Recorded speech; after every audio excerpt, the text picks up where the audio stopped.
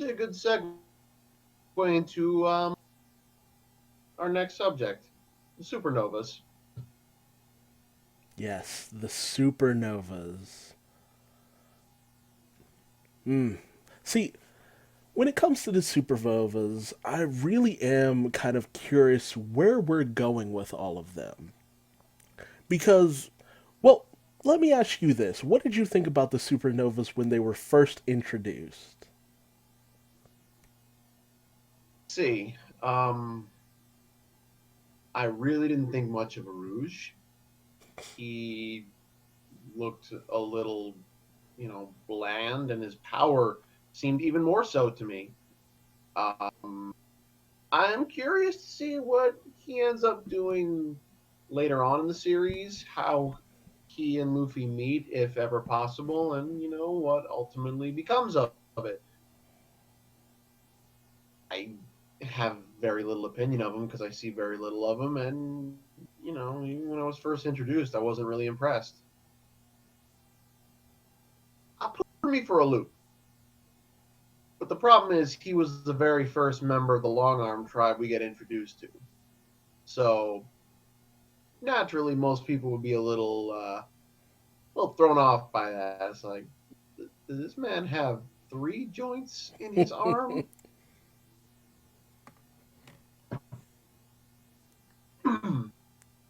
Plus his crazy powers that just came like completely out of nowhere that we still don't fucking understand. All we know is his body creates music. That's about it. Explosive music. Yeah, explosive music apparently.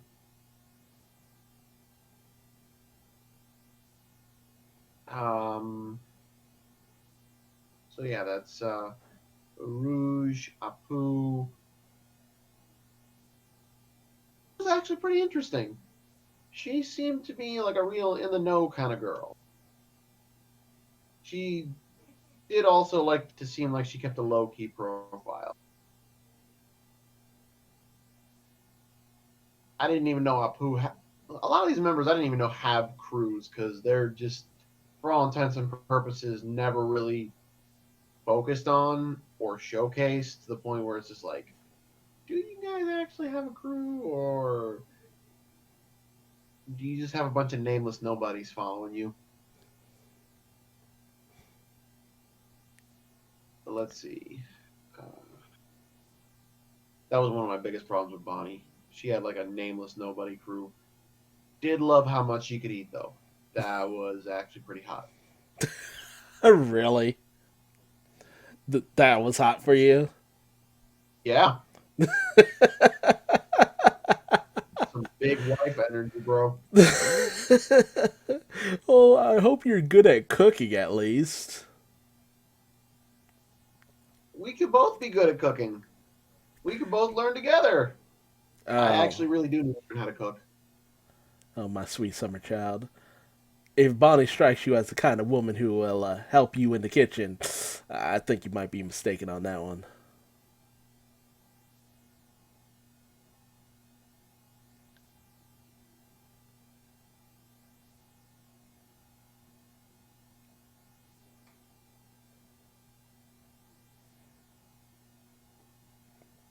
Hmm. Well, I will say that when it comes to a lot of characters, they when they were introduced, it was fun because they seemed like they were so full of potential and places to go, things to do, to be involved in. Where would we go with these characters? How many of them would actually be relevant as the story went on? And we've more or less got our answer for most of them, but I can't say that I was expecting a lot of the directions that these characters went in as the story progressed. Such as, Well, let's get down to brass tacks when it comes down to it.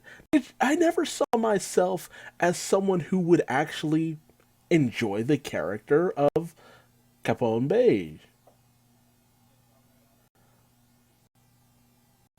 I, Like, I saw him. when I first saw him, I thought, why is a mobster in a pirate world?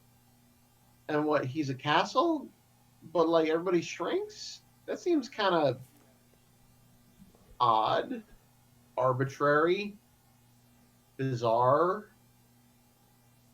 a little out there, if you ask me. So perfect for One Piece. Yeah, so much so that like I wasn't totally prepared to accept him. I mean, But then we get to Whole Cake Island, and suddenly it's just like, oh, he he's good. He's really good. He's actually kind of fucking awesome. Holy shit! I think the this, coolest part about the Supernovas is the fact that Oda just made them all up on the fly. yeah, that really does speak volumes about his ability to improvise and make just really good character designs. He's got to be having fun with it. He really has to be because it's just like, well, fuck it. Let's just see where I can go with these. Pretty clear Law became not just his favorite, but like everybody's favorite. Oh my god, Law. Like, I never would have thought that Law would have so much importance, but even after his initial introduction, this man is popping up at the end of the Paramount War at Marineford. He saves Luffy's life. He's helping out left and right. Who the fuck do we meet the moment we get into the new world? Friggin' Trafalgar Law. And we end up spending multiple story arcs with this man, from Punk Hazard to Dressrosa to Zoe to Wano. Like, we are involved with this character more than any other supernova possible. And I could never have guessed that we would spend so much time with this one character. To show Oda really knows which characters are popular amongst fans, and sometimes he just decides which ones are popular by himself. It's like, oh, this In the character's case, not possible, not popular. I'm gonna make them popular. basically, I mean, realistically, with all the time we've got with Law, Oda had to have started like really been digging him. But then, he recognized, oh, you know what? I haven't been doing much with Kid. I kind of like had him set up for some stuff, but I don't know yet. But then you get to Wano, and it's just like, hey, you know who I haven't been able to use, but have had perfectly set up for this exact thing? The spiky haired red guy. Oh, good. I mean, it was long overdue for him to be involved with something. We set him up as a character so long ago. He sporadically shows up, and then we had the whole situation where Kaido literally came crashing down on, you know, all of them, including Pooh and Hawkins and all that good stuff. And to find out that apparently Apu was always affiliated with Kaido, at least after the time skip, I don't know. It's an interesting situation. Tell me about it. Not to mention, I'm starting. I get the feeling Oda has been setting this up for like years and years and years. Like he's known where he's wanted Wano to go. It's just like he's got to get all the pieces set up exactly right.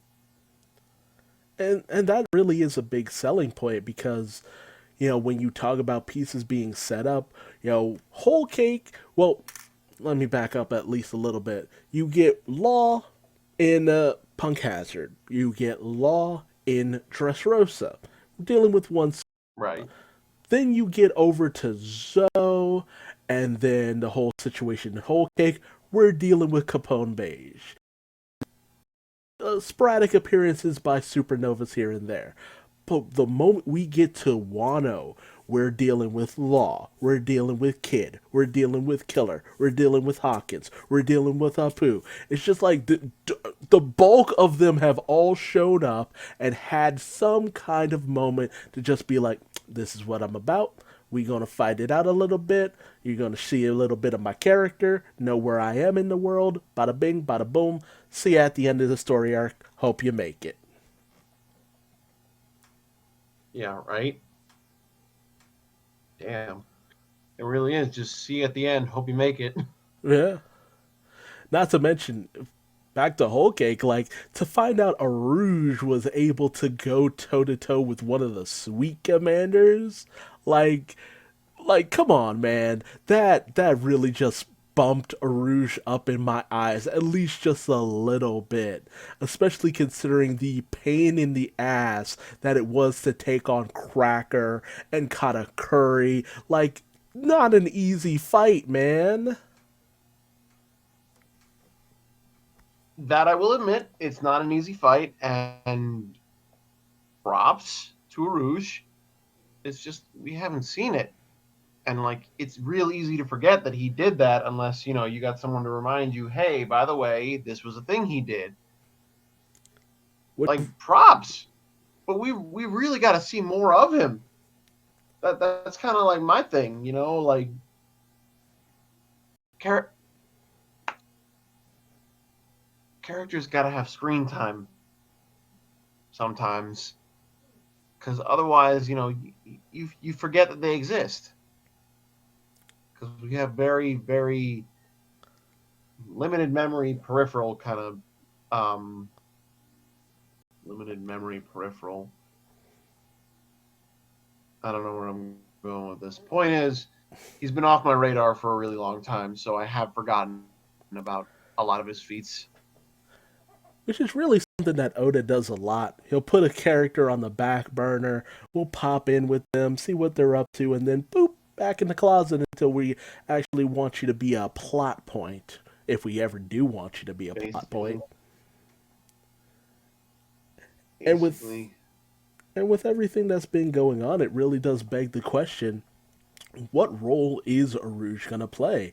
Because at this point, almost all the supernovas have played a big part and really just had some time with Luffy where Luffy got to know them to some degree, had to face off against them, had to deal with them in some capacity, except for Arouge and Jewelry Bonnie. yeah. Jewelry Bonnie interacted with Zoro though. Yeah, and that's about it. Yeah, it is. And we're still waiting on finding out what her deal actually is. What is the gripe she had against the world government aside from, you know, she's a pirate, they're the government, usual stuff? Was her connection to Bartholomew Kuma? Was she a part of Bartholomew Kuma's kingdom? Is she part of the reason why he's known as the Tyrant? Like, what's the connection there? Why was she up in Mary Joa? What's going on? She has all these moments where she's highly pissed off towards the world government, but we still have yet to find out why exactly.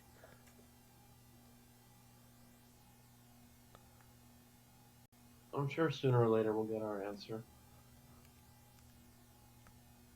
That's how it always works with One Piece.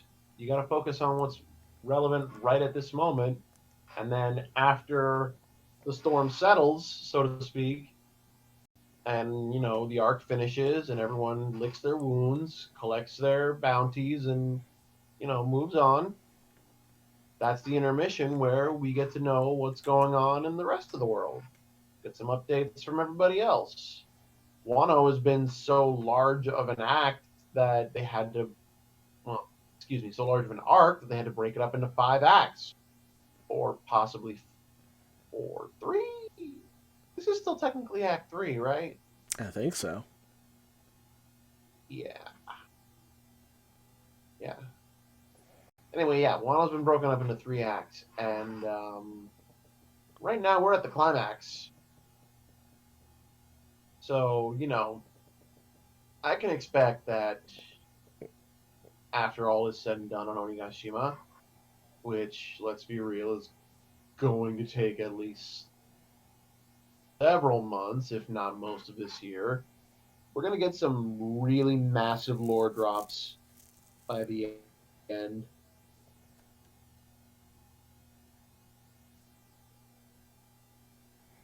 I mean, we still have yet to deal with You're going to Elbath hear and all. from, hear about, and or from Vivi, Sabo, and Hancock. So hey, something to look forward to.